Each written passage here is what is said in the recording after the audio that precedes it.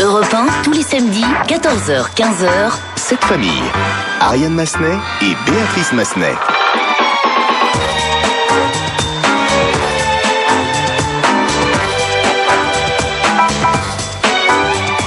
Bon début d'après-midi sur Europe 1, c'est le week-end, cette famille. Bonjour Béa. Salut. Vous le savez, chaque semaine, nous nous intéressons à la famille au sens large, à travers le parcours et l'histoire de personnalités du spectacle, des arts, de la politique ou même des affaires. Et dans ces histoires, chacun de nous peut y voir des échos à sa propre histoire, savoir d'où l'on vient ou savoir où on va. Après 2 sœurs la semaine dernière, nous allons nous intéresser à un père et à sa fille, Béatrice. Oui, c'est surtout une grande voix de la radio, mais aussi une figure de la télé française que nous recevons, avec sa fille qui est metteur en scène et professeur, je crois.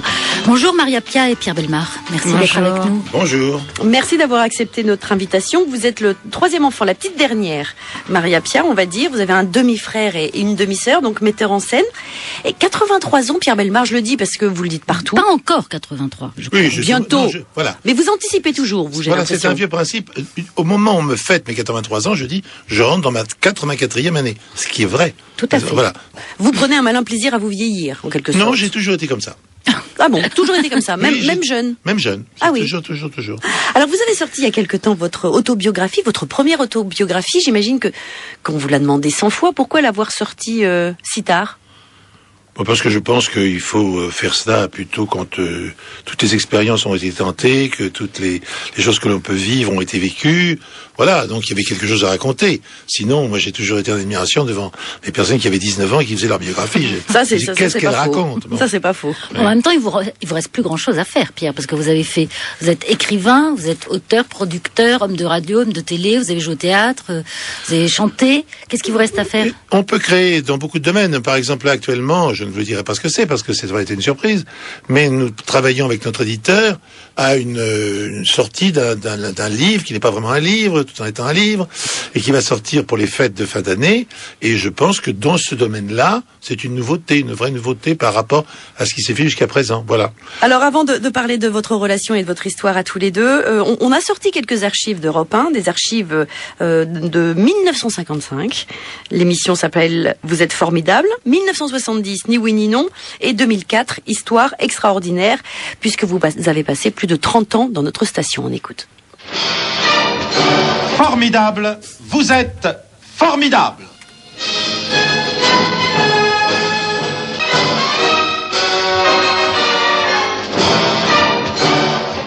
Mes chers amis, vous savez que cet indicatif est un appel. Il signifie que nous avons besoin de vous. Car c'est vous qui allez être les héros de la nouvelle opération d'Europe numéro 1, dont l'émission de Jacques-Antoine, Vous êtes formidable, réalisée par Robert Lamine, va donner ce soir le départ. Passons maintenant à un ni oui ni non avec des candidats. Et une candidate qui vient tout de suite là, elle va me donner son nom. Madame, quel est votre nom, s'il vous plaît? Madame Milazzo. Madame Milazzo. Madame Milazzo, 2 minutes sans oui et sans non, c'est parti. Madame Milazzo, quelle est votre profession? Je ne travaille pas. Votre mari? Mon mari est électricien. Électricien, c'est-à-dire qu'il est dans une compagnie d'électricité. Non, il travaille. Non, désolé. Non, eh bien voilà. Et monsieur, parlez un petit peu plus fort si c'est possible, mais enfin je crois que monsieur, vous avez une voix un petit peu enrouée. Oui, monsieur, désolé. Vous avez une voix enrouée, oui, vous venez de me dire, je suis... Non mais c'est pas grave, mais c'était Louis quand même, il était là. Histoire d'un homme ou d'une foule. Histoire d'une vie ou d'un instant. Histoire de gloire ou de malheur. Histoire extraordinaire. 32 ans, on va dire, d'Europe 1 résumé en 2 minutes 30, c'est assez indélicat de notre part, mais ça donne une bonne idée de ce qu'était la radio à ce moment-là, notamment Vous êtes formidable, qui a été un succès absolument incroyable à l'époque. Je vais marquer un temps d'arrêt là parce que si vous le voulez bien, c'est une erreur. Ça n'a pas du tout été un carton. Non, j'ai jamais dit que ça n'a pas été un carton. C'est un carton parce que c'était une émission totalement originale pour l'époque. Pourquoi était-elle originale? C'est la première émission qui se servait du téléphone avec les auditeurs. Aujourd'hui, vous ouvrez une station de radio, la première chose que vous faites, c'est de construire un standard. Personne n'avait eu l'idée de parler au téléphone avec les auditeurs jusqu'à Vous êtes formidable. Donc ça, c'était déjà une première évolution. Mais nous avions un ennemi considérable, c'est que l'émission qui était en face sur nos amis de Radio Luxembourg, c'était le Quitte ou Double. C'est-à-dire l'émission, mais top de cette époque, qu'avait d'ailleurs lancé Louis Merlin avant de quitter la station et de créer Europe 1. Bon. Et donc, si nous avions un succès, bien sûr, dans la presse, d'émotion, de sympathie, si on regardait, vous savez, les fameuses courbes, il y avait déjà ça à l'époque, on voyait qu'on était à la moitié de Quitte ou Double. Ouais, voilà. C'était pas le...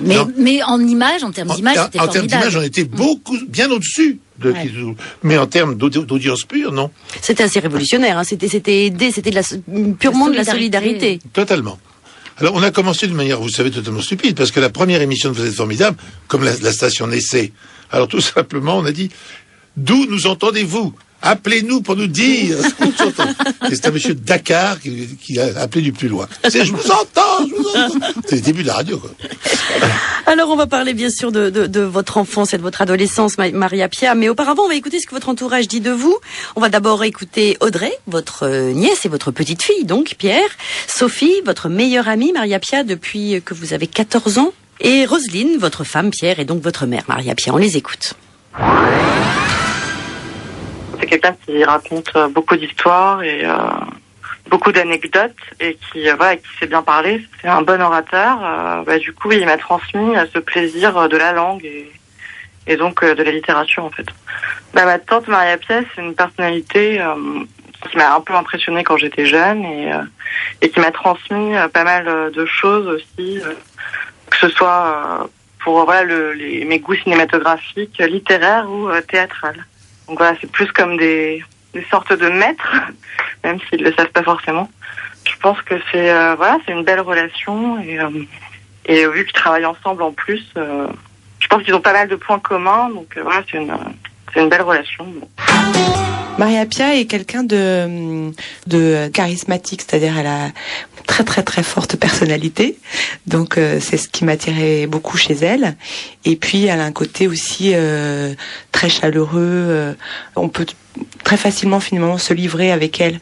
On a l'impression qu'on peut tout lui dire, qu'elle peut tout entendre, et c'est très agréable d'avoir une amie comme ça qui est capable d'écouter et de jamais juger et d'être finalement toujours à l'écoute de l'autre. Donc c'est ça que j'apprécie le plus chez elle finalement. C'est un homme droit, d'une correction parfaite vis-à-vis des autres. Voilà, c'est l'homme que j'aime depuis si longtemps que je ne suis pas surprise de sa manière d'être, si vous voulez. Il peut se regarder dans la glace tous les matins. C'est un homme bien. J'ai deux amours dans ma vie, mon mari et ma fille. Et maintenant, si j'en ai un troisième, c'est notre petit-fils, voilà, qui a 6 ans. Europe 1, cette famille. Roselyne, votre mère et votre femme, Pierre, comment vous définiriez l'un et l'autre votre relation? C'est pas facile comme question, je le sais, mais... Je te laisse commencer. Que dire? Nous avons une relation, comment dirais-je, qui n'est pas très intime en fait. Bon, parce que ma fille a sa vie, nous avons la nôtre, bien entendu. En plus de ça, nous habitons aujourd'hui dans le Périgord, ma fille habite à Paris, donc ceci fait que nos rencontres ne sont pas usées par l'habitude. Bon. Donc elles sont profondes quand voilà. Elles ont lieu. Je crois que moins on introduit les habitudes dans la vie, mieux c'est, et mieux on profite des moments où on est ensemble. Comment vous définiriez votre fille, Pierre, Maria-Pia? C'est une jeune femme qui ressemble pas mal à son père, avec un caractère assez semblable. C'est-à-dire je vais te dire, pas toujours très facile. Oui, vous avez vu. Il s'en met une, il vous en met une aussi. Mais il est gentil de s'en mettre une. D'habitude, c'est juste, je suis une emmerdeuse. Là, au moins, c'est juste, j'ai hérité de son caractère. Non, mais c'est pas le mot emmerdeuse qui me serait devenu du tout. C'est gentil, papa. Là, il y a un vrai progrès. Non, pas du tout. Et vous, Maria-Pia, comment vous définiriez la relation que vous avez avec votre père? Je trouve très intéressant la manière dont il a parlé de notre relation. Parce qu'en fait, c'est les limites que lui, il y met. Voilà. C'est-à-dire que lui, c'est quelqu'un d'extrêmement pudique, qui a beaucoup de mal à être dans une intimité avec l'autre. Donc, quand il en parle, c'est... Alors qu'on se voit beaucoup, finalement, et qu'on se voit de plus en plus...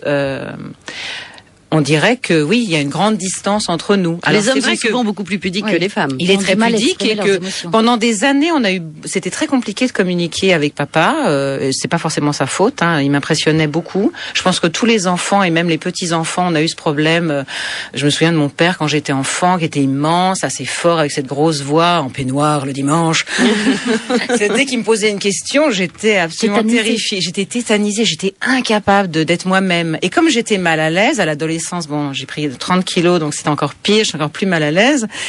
C'était super compliqué de communiquer et lui je le renvoyais autre chose de tout aussi maladroit. Donc pendant très longtemps, ça n'a pas fonctionné. Je pense que si on n'est pas usé, c'est pas parce qu'on se voit pas beaucoup, c'est parce que on s'est vraiment rapproché, on va dire en 2004. Donc on découvrez en fait maintenant. Voilà, on a une jeune parentalité. Voilà. Non mais c'est vrai. Ça fonctionne très très bien depuis assez peu de temps. Donc on est très heureux, on en profite, on découvre tout ça avec beaucoup de naïveté. Et moi je suis ravie qu'on soit si proches maintenant. Retrouvez Cette famille, présentée par Ariane Massenet et Béatrice Massenet. Tous les samedis de 14h à 15h sur Europe 1.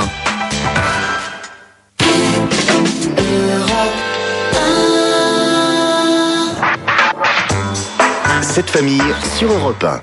Ariane Massenet et Béatrice Massenet. En compagnie de Pierre Bellemare, à l'occasion de la publication chez Flammarion d'enquête sur 25 trésors fabuleux. Il est venu nous présenter sa fille Maria Pia. Alors, on vous connaît bien, Pierre Bellemare, le grand public vous connaît, ou peut-être croit vous connaître. En tout cas, voici le portrait croisé de vous deux, signé Béatrice. Je me suis plutôt intéressée à vous, Maria Pia, parce que s'il fallait raconter toute la vie de Pierre Bellemare, un livre n'y suffirait pas. Donc, Maria Pia, vous êtes née à Boulogne-Billancourt en 1970, 18 ans après votre demi-frère Pierre Dostel et 14 ans après votre demi-sœur Françoise, qui sont tous les deux nés d'un premier mariage. À votre naissance, votre père, qui a 40 ans, est déjà très connu et travaille beaucoup, à Europe 1, on l'a dit, et à la télévision, et vous avez donc surtout été élevé par votre mère Roselyne, ancien mannequin, et danseuse dans le corps de ballet du Théâtre National Populaire, qui, ne travaillant plus et ayant une santé fragile, a toujours été très proche de vous, et vous épatez par sa fantaisie et son imagination débordante. Les 1m90 de votre père vous impressionnaient, faut le dire, tout comme son autorité naturelle, et sans doute à cause de son piètre talent pour parler aux enfants, vous avez eu du mal à l'apprivoiser. Enfant timide et plutôt sage, vous n'aimez pas particulièrement dire que vous êtes la fille de Pierre Bellemare à vos copines de classe, mais vous en êtes quand même assez fière. Vous ne voyez pas souvent votre père, surtout les week-ends, même s'il les consacre à ses autres passions, et même si tous les étés vous partez en bateau sur la Méditerranée avec vos parents, vous gardez un souvenir, somme doute, mitigé de votre enfance. À l'adolescence, vous êtes mal dans votre peau, vous avez du mal à communiquer avec les autres et vous pensez faire du théâtre, mais pour votre père, il n'en est pas question. À 18 ans, donc, vous quittez votre famille pour débuter des études de droit, puis vous vous dirigez vers la mise en scène, et puis vous décidez même d'adopter le nom de jeune fille de votre mère, Bracci. Vous dites que vous avez fait votre crise d'adolescence tardivement, et puis enfin, alors que vos parents s'installent définitivement en Dordogne, au milieu des oies, des paons et des chèvres, vous vous êtes rapproché de votre père.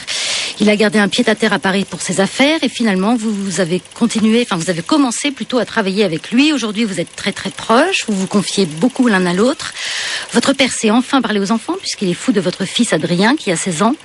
Est-ce qu'en lisant l'autobiographie de votre père, Pierre Bellemare, Maria Pia, vous avez appris des choses ? Alors déjà, je vais rectifier plein de choses dans ce que vous avez dit, même si c'est très bien tourné, c'était vraiment gentil. Mon fils, il a 6 ans, hein, pas 16. Oui, 6 ans, j'ai dit. Encore, hein. J'ai dit 6 ans. Et j'ai pas bien, je pensais 16. Non, j'attends, je profite, j'ai encore 10 ans avant qu'il s'en aille. Oui, 6 ans. J'ai repris mon nom, en fait. Bracchi, c'est le nom que j'ai porté à la naissance. Je le dis sans aucun problème, parce que je pense que, justement, c'était juste naturel de reprendre le nom que j'ai porté de ma naissance à 1977, jusqu'à ce que mes parents se marient. Donc voilà, je pense que j'étais plus à l'aise en récupérant les choses telles qu'elles se sont passées. Voilà. Et ça m'a permis de me rapprocher de mon père, parce que moi je savais où j'étais, c'était plus clair pour moi. Voilà. Mais c'est pas le nom de ma mère, c'est le nom que je portais à ma naissance. C'est mon nom. D'accord. Voilà, c'est mon nom. Et j'ai pas lu la biographie de mon père. Pas envie, pas. Alors en fait, c'est ce que j'ai déjà dit à Thierry Billard, son éditeur. Moi, j'ai lu aucun livre de mon père pour l'instant. Alors ça peut paraître une sorte de pirouette un petit peu jolie comme ça, mais je le pense sincèrement. Je garde tout ça pour après. Je suis avec lui pour l'instant. Quand il sera plus là, je serai avec ses livres. Mais pour l'instant, je suis avec lui. C'est une jolie formule. J'aimerais que vous nous racontiez, Pierre Bellemare, la naissance de Maria Pia. Béatrice l'a dit tout à l'heure, vous aviez 40 ans, vous étiez un homme extrêmement connu, même. Populaire.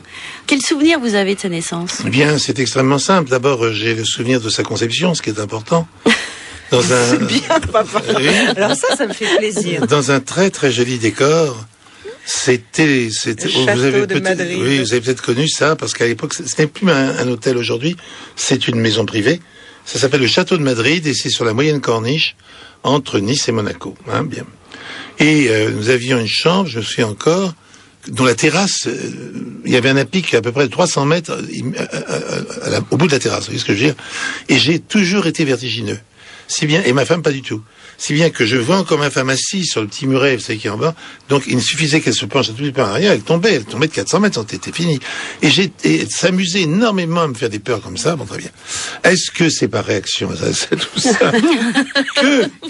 Je sais pas. Donc, j'ai des souvenirs considérables de la conception, puisque ça se passe vraiment 9 mois avant sa naissance. Bon. Nous ne vivions pas ensemble, et nous n'avions pas donc d'officialisation. C'est pour ça que, donc, quand vous reconnaissez un enfant, vous le reconnaissez sur le plan de l'argent, mais il faut ensuite... Légitimer. Le légitimer, merci. Non, mais c'était la loi de l'époque aussi. Oui, le légitimer pour... Bon. Or, pour le légitimer, à l'époque, il aurait fallu que ma première femme soit sa belle-mère, en quelque sorte. Sa marâtre, bon. Ce qui était totalement aberrant, enfin, ça était totalement impossible. Donc, au départ, c'est un enfant secret, c'est un enfant caché, bon, très bien, et que je vois relativement peu, parce qu'elle vit essentiellement avec sa mère, évidemment, et ses grands-parents, qui sont adorables, et qui vont l'emmener dans une petite maison en Sologne, ils vont l'emmener là-bas, etc. Bon. Donc moi, je la vois de temps en temps, mais je la vois peu. Et c'est lorsque les choses vont se régulariser, dirons-nous, que à ce moment-là, nous allons tous vivre ensemble et que, évidemment, elle va devenir Rosine Bellemare. Mais vous... Et moi, Maria-Pia Bellemare. Voilà, et toi, Maria-Pia. Maria-Pia, vous saviez qu'il y avait aussi une autre famille de l'autre côté? Non. Quand j'étais petite, je m'en rendais pas du tout compte. Je savais pas. J'ai su plus tard. Je me souviens par contre très bien du jour où j'ai rencontré ma sœur pour la première fois. J'avais mis des colliers de coquillages que maman avait ramenés de vacances. Genre, je devais beaucoup aimer la croisière. Non, pas la croisière s'amuse, l'île fantastique. Je devais être à fond sur l'île fantastique à cette époque-là. Donc j'avais mis une sorte de collier de coquillages pour l'accueillir. J'avais 8 ans. Parce que autant mon frère est venu rapidement, autant ma sœur a mis du temps à bien vouloir me rencontrer, moi et ma maman. Puis après, ça s'est fait. Mais je m'en suis pas rendu compte. Tout ça, c'est des bribes de l'histoire que j'ai pu vraiment mettre bout à bout en grandissant. Et vraiment, on vous a raconté quand même. Qu'on m'a raconté. Mais non, en fait, j'ai découvert que je m'appelais Braquier à la naissance en fouillant dans les affaires de mes parents et en tombant sur mon premier extrait d'état civil. Voilà. Je le savais pas. Et pour vous, Pierre Bellemare, c'était une situation, sans rentrer bien sûr dans une intimité qui vous appartient, mais est-ce que c'était une situation compliquée à gérer à cette époque-là? Oui, bien sûr, oui, évidemment, c'est pas simple. Non, c'est pas simple. Aujourd'hui, c'est encore moins facile avec le téléphone portable et tout ça, ça marcherait plus. Hein. Oui. La double vie n'a que des défauts, en quelque sorte. Elle n'a que ça, que des défauts. Retrouvez cette famille, présentée par Ariane Massenet et Béatrice Massenet, tous les samedis de 14h à 15h sur Europe 1.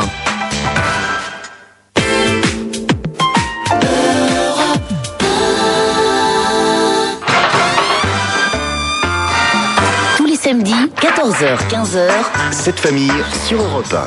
Ariane Massenet et Béatrice Massenet. Pierre Bellemare et Maria-Pia sont avec nous, sa fille, sont avec nous jusqu'à 15h aujourd'hui. Alors avant de parler de votre enfance, Maria-Pia, j'aimerais bien qu'on évoque la vôtre, Pierre. Vos parents se sont rencontrés à un bal, d'un bal rue Cognac-Jet. Je crois que c'était juste avant la guerre de 1914. Rue Cognac-Jet, là où ont été construits les premiers studios de télévision. Votre père était aristocrate, il n'a jamais pensé à travailler. Non, on va jusque-là. Jusque-là. Jusqu'à cette rencontre, oui, bien sûr, tout à fait. Ça se passe avant la guerre de 14. Et il y avait à l'emplacement de la rue Cognac-Jet, il n'y avait rien. Et il y avait un grand bal populaire qui s'appelait Magic City. Ensuite, dans les années 25, on va construire à cet emplacement. C'est pourquoi toutes les maisons de ces rues sont typiquement en 1925.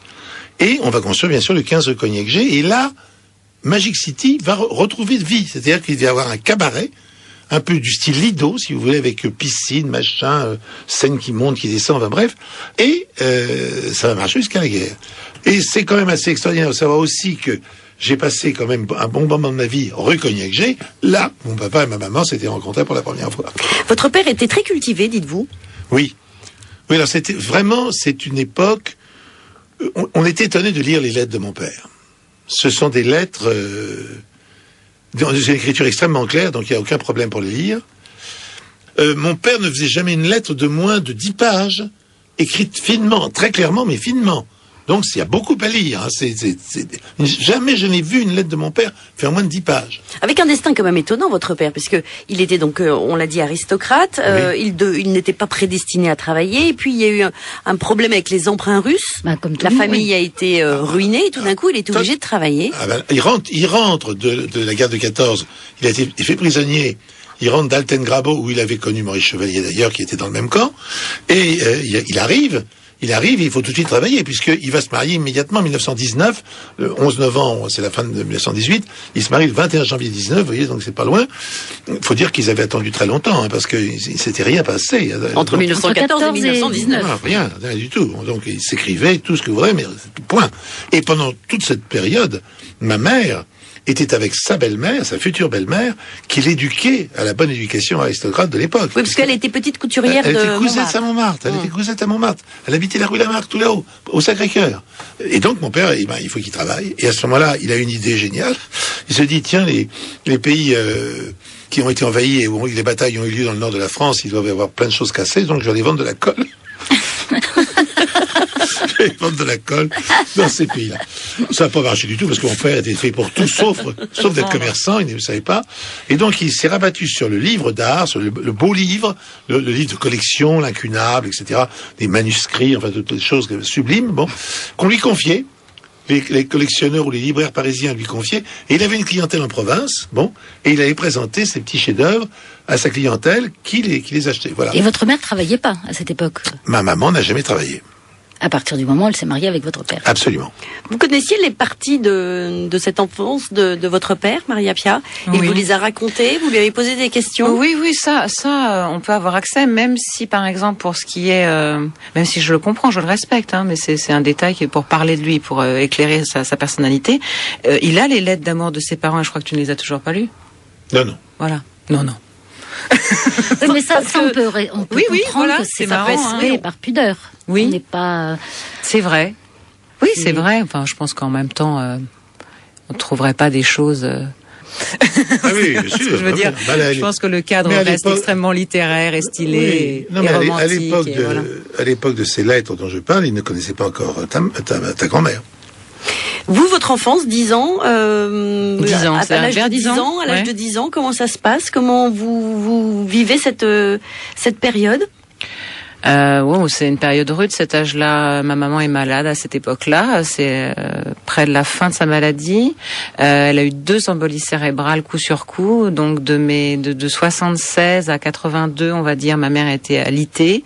Et entre 6 et 12 ans pour voilà, vous. Ouais. Dans des états très changeants, très difficiles à comprendre pour un enfant parce que elle pouvait être en pleine forme. On la mettait en fauteuil roulant dans l'avion pour les vacances. Elle revenait bronzée, magnifique. Et puis 3 semaines plus tard, elle était pareil, dans un état second dans son lit. C'était très dur à suivre pour un enfant. Et puis ça me faisait un peu peur aussi. Et qui est-ce qui s'occupait de vous alors, finalement?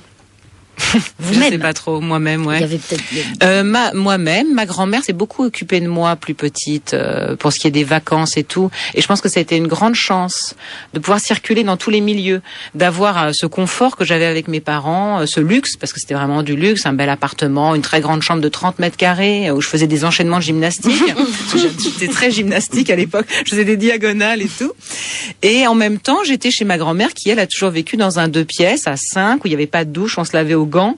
Donc voilà, j'étais dans 2 extrêmes, mais ça m'a énormément enrichi. Ça m'a permis de pas du tout me baser sur l'argent comme moteur, dans la vie, et de pouvoir circuler facilement d'un milieu à un autre, de me sentir à l'aise partout.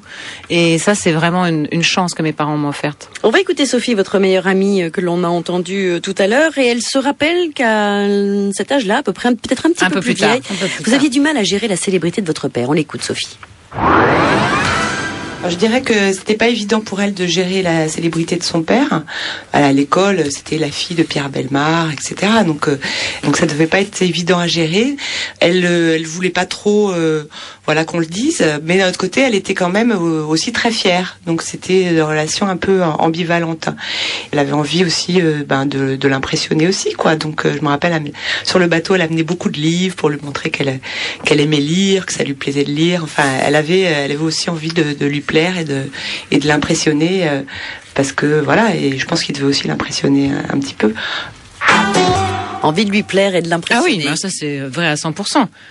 Ça, c'est là, je ne peux pas, je serais malhonnête de dire le contraire. Et vous en rendiez compte, vous, Pierre, que votre fille cherchait à vous impressionner Vous avez des mouchoirs? Non? Non, pas tellement. Non. Mais je suis pâteau. Je suis le gros lourdingue. Et donc j'étais un peu, non pas aveugle, mais je me suis jamais très bien rendu compte de ce qui se passait autour de moi. Bon, donc je me souviendrai seulement d'une chose pour vous donner l'ignorance dans laquelle j'étais et l'indifférence dans laquelle j'étais parfois, il faut dire parfois criminel. Nous étions sur un très joli bateau qui était un bateau italien, un Balietto, et j'étais en train de lire à l'arrière et ma fille avec ses bracelets était dans l'eau en train de se promener autour du bateau. Enfin, moi, c'est ce que j'avais vu au départ, et j'étais persuadé qu'elle était toujours là. Sauf que, lorsque quand ma femme m'a dit, où est Maria Pia? Je me suis levé, et je ne la voyais plus. Et alors, là, très loin, vraiment très loin, à 500 mètres du bateau, il y avait une petite fille qui était là avec ses bracelets. Heureusement, un voilier est passé, l'a repêché, nous l'a ramené. 500 mètres? Ah oui, elle était un petit point. Oui, ça, c'est vrai. Oui. Mais elle n'était pas inquiète. Non, j'étais pas inquiète. Dans l'eau, j'étais vraiment toujours heureuse. Elle a toujours été très heureuse, et donc elle n'était pas inquiète du tout. Mais je faisais des choses, mais monstrueuses, par inattention. J'étais dans mes trucs. Non, c'est pas. L'exemple qu'il prend, c'est pas le bon niveau. J'étais totalement inattentif, quoi. Oui, c'est ça, absorbé dans votre monde. Mon père, il était dans son monde, c'est vrai. Retrouvez Cette famille, présentée par Ariane Massenet et Béatrice Massenet. Tous les samedis de 14h à 15h sur Europe 1.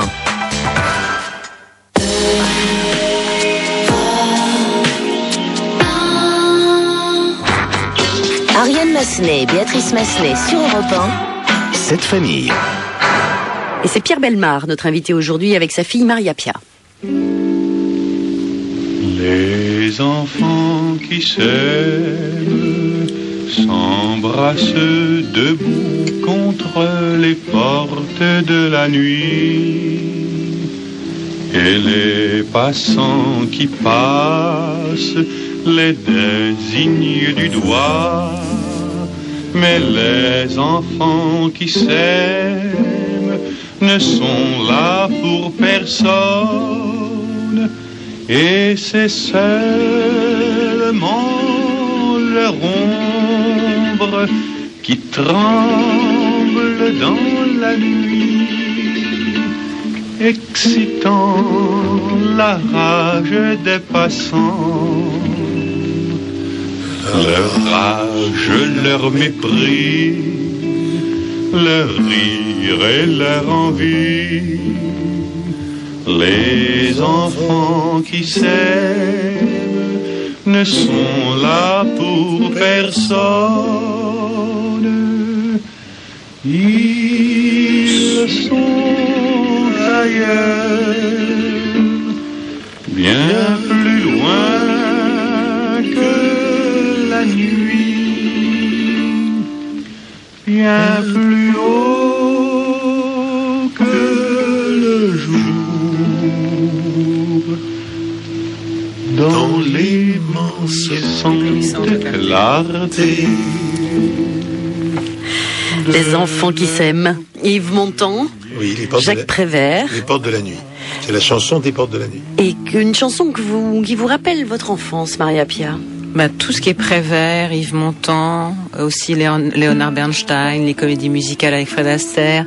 Ça, c'est vraiment lié à papa, oui, et à mon enfance. Parce que c'est ce qui vous faisait partager le plus, finalement. Oui, c'est vraiment la chose qui est rentrée très vite en moi. La parole de Prévert, c'est très simple, très limpide, très accessible. Ça, c'est vraiment quelque chose qu'il assume comme me transmettre. Parce que justement, il essayait pas, c'était pas dogmatique, il essayait pas de me l'apprendre. C'était vraiment le plaisir qu'il avait de dire ses poèmes ou de regarder ses films de Prévert et Carnet. C'était pas du tout... c'était pas un enseignement. Voilà, sur le mode enseignement. Il faut dire une chose, c'est que quand la guerre se termine, j'ai 15 ans, et donc c'est donc une jeunesse qui va vivre essentiellement de l'ambiance Saint-Germain-des-Prés, hein, au début, c'est la mode de cette époque. Et à Saint-Germain-des-Prés, qu'est-ce qu'on dit comme poème? Des poèmes de Prévert. Et qu'est-ce qu'on chante? On chante Prévert. C'est Gréco, etc. Tout ce monde-là. Si bien que nous avons une jeunesse magnifique. C'est superbe, vous voyez ce que je veux dire. Vous êtes parti très tôt de chez vous, Pierre, de votre famille. Vous êtes parti quoi? Vous aviez 17 ans? À 17 ans et demi. C'est la même année où je perds ma maman et je vais rencontrer ma première femme. Bien. Et c'est l'année à l'époque du bac 1, avant la philosophie. Bon. Donc, je suis dans des émotions très, très diverses, et je loupe mon bac avec vraiment un enthousiasme extraordinaire. Et je vais voir mon beau-frère qui s'appelait Pierre Yégel, qui était un très grand homme de radio et un musicologue remarquable. Et je lui dis, je voudrais travailler. Et il va me trouver une petite société qui se crée à ce moment-là d'ailleurs, qui s'appelle Radio Service. Et dans cette petite société qui au départ fait des émissions de Pierre Yégel de 5 minutes sur l'antenne de Radio Luxembourg, eh bien je suis engagé comme grouillot, comme technicien, comme tout ce que vous voudrez. Bon, l'homme à tout faire, voilà. Mais pourquoi vouloir travailler si jeune? Je voulais travailler parce que je voulais gagner ma vie, me marier, avoir des enfants. Et vous portez la moustache tout de suite pour vous vieillir. Voilà. Oui, c'est pas parce que comme je commence à travailler, je fais très très jeune, et donc je n'ai jamais coupé ma moustache, ce qui fait que j'ai une moustache lamentable. Dans toute votre vie, jamais. Ah si, forcément quand on vous opère, j'ai eu de très graves opérations, donc là on vous rase tout, pas seulement la moustache. Maria-Pierre, revenons à votre adolescence. Sage, trop sage, regrettez-vous? Vous dites, moi j'aurais bien fait des bêtises finalement. Non, c'est pas que je regrette. Non, j'ai aucun regret. Mais c'est un constat. Ça m'a peut-être fait du bien d'être un peu plus libre et de m'affirmer un peu plus à cet âge-là. Et qu'est-ce qui vous en empêchait? Non, c'était pas possible. Voilà, il fallait du temps. Il fallait faire un vrai travail sur soi pour se libérer de certaines choses. Cela dit, vous avez quand même filouté, hein, votre avec amie... Sophie. Oui. Ah oui, la fameuse fois où mon père à l'interphone lui a dit « Vous êtes une menteuse, mademoiselle, rentrez chez vous. » Absolument. Bon, on va l'écouter la raconter, Sophie. Elle s'en souvient bien de cette histoire. Elle a été élevée finalement seule par ses parents. Ils avaient quand même une relation très proche. Et il était très protecteur avec elle, c'est-à-dire il s'agissait pas de qu'elle sorte. Donc moi, à l'inverse, j'étais très libre dans ma famille de faire ce que je voulais. Donc j'étais étonnée de voir à quel point il surveillait tout à fait ce qu'elle faisait, ses sorties, ses fréquentations. Donc même s'il travaillait beaucoup, il était quand même très attentif à ça. Et un jour, on avait eu l'idée, on avait 14 ans, de sortir le soir, et on avait inventé évidemment un bobard toutes les deux pour pouvoir sortir, mais c'était pas si évident que ça avec Pierre Bellemare de lui raconter des cracks. Et du coup, quand j'ai sonné à sa porte le soir pour chercher Maria-Pia, il m'a accueilli à l'interphone en me disant rentrez tout de suite, petite menteuse. et après, quand je suis rentrée chez moi, ma mère était toute excitée et je pensais que j'allais me faire gronder, et elle m'a dit non, tu sais pas ce qui m'est arrivé. Alors, je dis quoi? Et Pierre Bellemare m'a appelé au téléphone. Et alors, elle se souvenait pas du tout pourquoi, mais en tout cas, elle était encore sous le choc que le célèbre Pierre Bellemare l'ait appelé. Vous se rappelez quand même pas pourquoi. Vous n'avez pas dû être très... j'ai pas dû être très clair. Non. Mais vous étiez sévère, hein, Pierre Bellemare, quand vous étiez petite, Maria-Pierre. Oui, certainement. Oui. Ah, papa, sérieux. Certainement. Il était intransigeant. Il n'était pas sévère, il était intransigeant. C'est bien la différence. J'aurais préféré qu'il soit que sévère. Et pour quelle raison? Est-ce que vous savez pourquoi? C'est mon caractère. J'ai un sale caractère. Oui, vous l'avez dit en début d'émission, vous avez un sale caractère. Et vous avez dit aussi que votre fille en avait hérité. Oui, donc finalement, vous ressemblez. Oui, un caractère, il a de chien. Très, très fort, très puissant. Très, très Il n'y a puissant. pas longtemps, je vais chercher mon père à l'hôpital. Je veux raconter cette anecdote quand même. Vas-y. Je vais chercher mon père à l'hôpital, je lui mets ses chaussettes, je l'aide à s'habiller, je le ramène chez lui. Il me dit, regarde le taxi. Mais non, papa, je te ramène à la maison, je reste un petit peu avec toi. Et tout d'un coup, il me parle de Nelly et de sa fille. Il me parle d'une amie qui a enfin trouvé un fiancé. Il me dit, tu comprends, c'était une emmerdeuse comme toi, c'est bien pour elle. Tu te dis, je viens de chercher mon père à l'hôpital, je suis la seule à faire ça, je lui mets ses chaussettes, je reste avec lui. Et tout ce qu'il trouve à me dire, c'est que je suis une emmerdeuse. C'est magnifique. Retrouvez cette famille, présentée par Ariane Massenet et Béatrice Massenet, Tous les samedis de 14h à 15h sur Europe 1.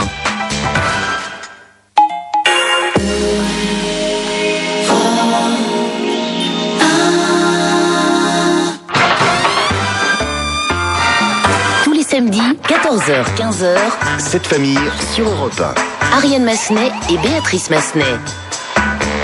Avec aujourd'hui Pierre Bellemare et sa fille Maria Pia. Alors, Maria Pia, est-ce que la notoriété de votre père a été quelque chose de difficile pour vous ? Totalement. C'est quelque chose que j'ai pas assumé. Bon, alors après, c'est compliqué d'en parler parce qu'il y a tellement de gens qui ont de vrais problèmes, vous voyez, de vraies souffrances. C'est toujours un peu délicat de parler de ces choses-là comme d'une souffrance, bon, vis-à-vis de la... Mais ça dépend de la personnalité. Oui, mais moi, le fait d'être regardé par 1200 personnes dans la cour de récréation, c'était un supplice. Le fait que tout le monde passe son temps à vous observer, à avoir une opinion toute faite sur vous, avant même de vous avoir vu, c'était insupportable. De penser que vous étiez prétentieuse, bourrée de thunes. Et parfois, je me suis engagée dans des voies désespérées pour prouver le contraire. J'ai fait des boulots absolument minables, où j'avais besoin de prouver aux autres, vous voyez, je suis comme vous, je suis normale, je suis comme vous. Puisque comme je vous l'ai raconté précédemment, j'avais eu cette double éducation, extrêmement simple, ouverte. Et finalement, ça s'est retourné contre moi parce que ces gens se disaient, mais si elle est là, on est foutu, on va jamais s'en sortir. Donc, ils m'en voulaient énormément d'être dans ces petits boulots minables à 7 euros de l'heure. Voilà, ils n'avaient pas envie de me voir là. Mais ça pris en du temps à se grandissant faire. quand même, en grandissant. Maintenant, ça va mieux parce que beaucoup de gens ne savent pas qui je suis. Et ça me va très bien comme ça. Ils me voient, ou s'ils le savent, c'est après. Ils me voient moi d'abord. Vous voulez d'abord que les gens vous aiment pour ce que vous êtes. Exactement. Et pas se disent... Après, ils savent ce truc en plus. Mais vous voyez, ce week-end, j'ai fait un stage de yoga. Le truc en plus, c'est moi. Oui, en plume. J'aurais pu dire en plume, papa. En plume, je sais pas si on vous aurait cru. En plus. Ce week-end, j'ai fait un stage de yoga. C'était très, très bien. Et à la fin, le type qui mène le stage me dit, alors comme ça, tu es la fille de Pierre Bellemare? Bah, ça m'a saoulée. Non mais c'est vrai, ça m'a saoulée parce que qu'est-ce que ça venait faire là? Moi j'étais juste venue en tant que personne qui travaille le corps, qui s'intéresse à ça dans son rapport à la mise en scène. J'étais venue travailler, voilà, me faire du bien. Ça n'a aucun intérêt. C'est ce petit truc en plus. Vous avez choisi votre célébrité. C'est pas pareil. Moi, je n'ai pas choisi ce statut d'enfant de célébrité. Je vous assure que, bon, vous allez peut-être trouver vraiment que j'en fais des caisses, mais il m'est arrivé de me retrouver dans des situations, des fêtes de village où on allait, où je voyais bien que les hommes me regardaient en se disant, et est-ce que je me ferais la fille de Bellemare? C'est pas, est-ce que je me ferais cette fille-là? Pour ce qu'elle est. C'est, et est-ce que je me la ferais, la fille de Bellemare? Non, c'est insupportable. Quel est votre point de vue là-dessus, Pierre, en écoutant votre fille, Maria Pia? Ah non, mais je comprends. C'est fini, oui. Mais je comprends très bien qu'elle ressente ça. Je comprends. Et ça doit être horriblement désagréable, c'est certain. Surtout que personnellement, je suis à l'opposé en tant que personnalité. Voilà. Je suis à l'opposé de cela puisque je suis quelqu'un qui accueille immédiatement. Quelqu'un m'arrête dans la rue, ça m'est encore arrivé ce matin, quelqu'un qui passe à côté de moi qui fait, oh, Monsieur Bellemare, je peux prendre une photo, ça va faire plaisir à ma femme. Monsieur, je vous en prie. Mais c'est ton choix, de toute façon. Je suis totalement accessible, bon bien. Et pas du tout prétentieux. Vous voyez ce que je veux dire? Non, c'est vrai. Si vous n'êtes pas de mon monde, enfin, tout ça. Ce qui était d'ailleurs mon père, tout à fait, c'est la même chose, alors qu'il venait justement, lui, d'un autre monde, il n'en avait jamais fait usage. Bon. D'autant que mon père est très simple, ne fréquente pas vraiment de soirées. Je sais qu'il a eu des cartes chez Castel ou Régine à l'année. On regardait ça à la maison quand j'étais jeune. Il n'a jamais mis un pied dans ses boîtes. Attendez, si une seule fois j'étais chez Castel, je savais pas ce que c'était. Je sais toujours pas d'ailleurs, bon. Parce qu'attendez, et j'arrive, on me dit, il m'invite à dîner. Qu'est-ce que je fais, moi? J'arrive j'y vais à 8h30 surtout, bon. À 8h30, c'est les garçons de café qui mangent. La salle, c'est le personnel qui mange. Alors j'arrive, je me dis, mais qu'est-ce qu'il fait là? Qu'est-ce que c'est que cette histoire? Et là, il me regarde, très étonné, parce que quand même là déjà, j'étais connu. Et il me fait, mais monsieur Bellemare, c'est à 10h30, si c'est pas... Donc voilà, c'était bizarre parce que nous, on vivait vraiment dans ce petit monde protégé, très simple, et c'était violent, tous ces regards. Puis il y a eu beaucoup de violence contre mon père, on l'oublie, mais on a subi pas mal de violence entre le hold-up à main armée, le monsieur qui s'amusait à tirer sur la fenêtre le soir, bon, il y avait pas mal de trucs quand même. Le hold-up à main armée, c'est la raison pour laquelle votre femme a décidé de partir en Dordogne, dans le Périgord. D'abord dans la banlieue parisienne, assez lointaine, puisque on s'est établi au-delà de Saint-Germain-en-Laye, si vous voulez. Bon, ah oui, elle n'en pouvait plus, parce que nous avions eu donc d'abord l'attentat du Raymond Marcelin. Ah oui, de Marcelin, oui. Qui était on était dans le même immeuble, on était le voisin du dessus, donc on a sauté avec lui joyeusement. Heureusement pas de blessés, mais ça a été quand même affolant, quoi. Totalement, une nuit d'épouvante. Bon. Ensuite, en effet, ma femme subit un hold-up extrêmement violent, enchaîné, bâillonné, enfin bon, tout ça pour lui voler une bague, maintenant on peut le dire, parce que je n'osais pas le dire au départ, maintenant on le dit sans problème, qui était un faux complet. C'était la copie de ce très beau bijou en forme de navette, ouais. 2 petits diamants à gauche et à droite, et une grande navette. Bon, ma femme a été attaquée, et Barclay, par les mêmes, a été attaqué quelques heures plus tard. Donc elle en avait un peu ras-le-bol, votre femme, ça on peut comprendre. Ah là, ma femme, non mais attendez, alors là c'était plus possible, là, vraiment. Et donc ça a été fini, quoi. Alors c'est la période non plus que vous n'avez pas tellement aimé, on va pas s'étendre là-dessus, c'est la période du téléachat. Et je voudrais qu'on écoute, vous avez une demande, je voudrais qu'on écoute Maryse, votre compère du téléachat, Pierre Bellemare, avec laquelle vous avez travaillé, mais que vous connaissiez depuis bien plus longtemps. Bien sûr. Et ça a été très compliqué pour elle. Écoutez son témoignage. Il est très impressionnant dès qu'on le voit pour la première fois, par sa stature d'abord, et il a une incontestable autorité. Il inspire le respect en général. Pour vous dire un petit truc perso, j'ai travaillé avec lui 24 ans avant de faire le téléachat avec lui, et ma plus grande difficulté a été de l'appeler Pierre. Parce que pendant 24 ans, je l'ai appelé monsieur. Et alors, me retrouver face à lui et devoir lui dire le fameux bonjour Pierre, c'était pour moi très difficile. C'est un monsieur qui est timide, contrairement à ce qu'on peut croire, alors que comme orateur, il est très convaincant et c'est un tribun, il aurait dû être avocat. Et je voudrais qu'on écoute Maryse évoquer un souvenir de fou rire au téléachat. Et après, on ne parlera plus du téléachat. On l'écoute. J'ai le souvenir d'un fou rire qu'on a eu au cours d'un enregistrement où je devais lui dire « Pierre, venez me rejoindre au salon ». Et au lieu de dire ça, j'ai dit « Pierre, venez me réjouir au salon ». Et tout le monde a explosé de rire. Et je l'ai refait, je crois, plusieurs fois. Et à chaque fois, j'étais incapable de dire « Venez me rejoindre au salon ». Et je disais « Venez me réjouir au salon ». Vous en souvenez, ça, Pierre ? Oh oui, bien sûr. Ah, c'était extraordinaire. Je pleure encore de rire en pensant à cette séquence qui était irrésistible. Retrouvez Cette famille, présentée par Ariane Massenet et Béatrice Massenet, tous les samedis de 14h à 15h sur Europe 1.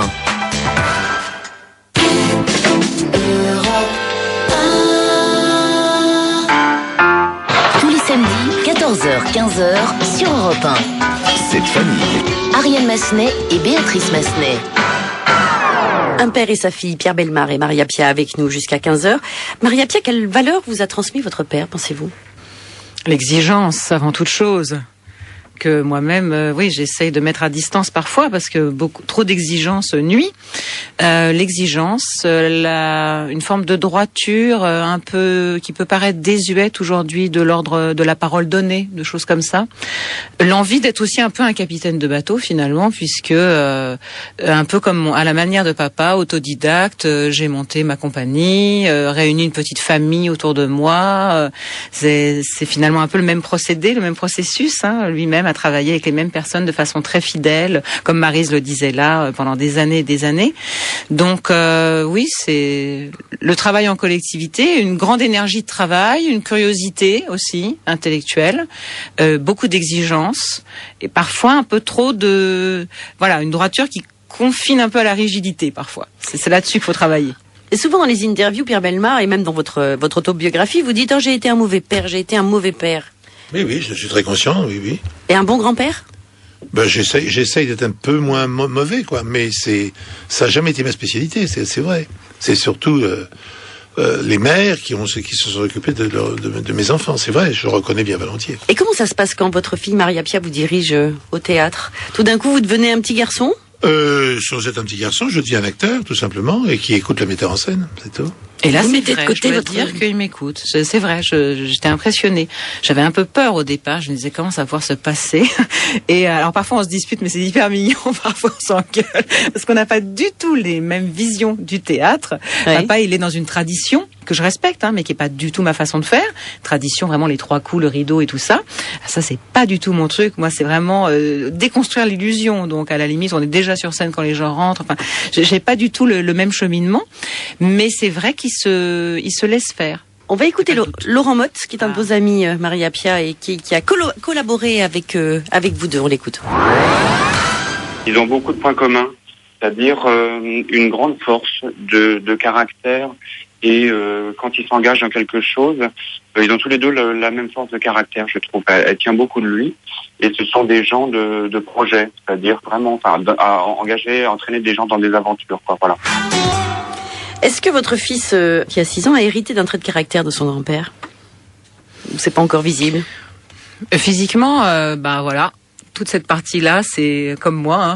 J'ai pas la moustache quand je travaille. Vous pas la montrez le voix. bas du nez, Tout le bas du visage, c'est votre Voilà. père. Ouais, ça c'est mon père. Donc Adrien, c'est un peu pareil. Il a un caractère très affirmé.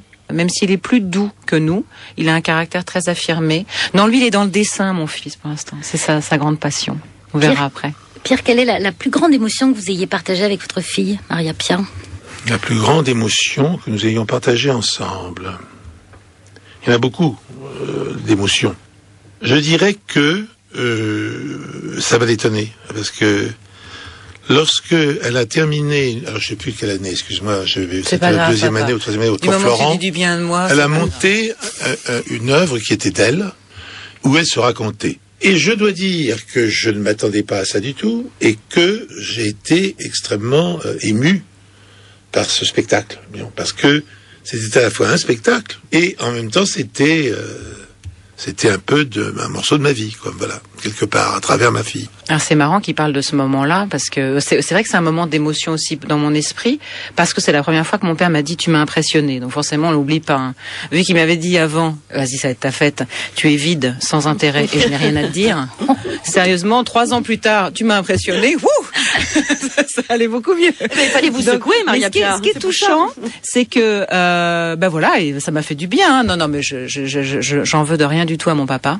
Ce qui est vraiment touchant, c'est qu'il parle de ce moment, et je vous ai dans le spectacle, il y avait un texte qui s'appelait, qui était une sorte de lettre au père, qui commençait par je parle au monsieur de la photo, et la photo d'enfance que je vous ai amenée, c'est à partir de cette photo-là que j'ai écrit ce texte. Cette photo d'enfance que vous pouvez, dans les serviettes éponges, justement. Une très belle photo que vous pouvez retrouver sur le site internet de l'émission et sur la page Facebook de cette famille.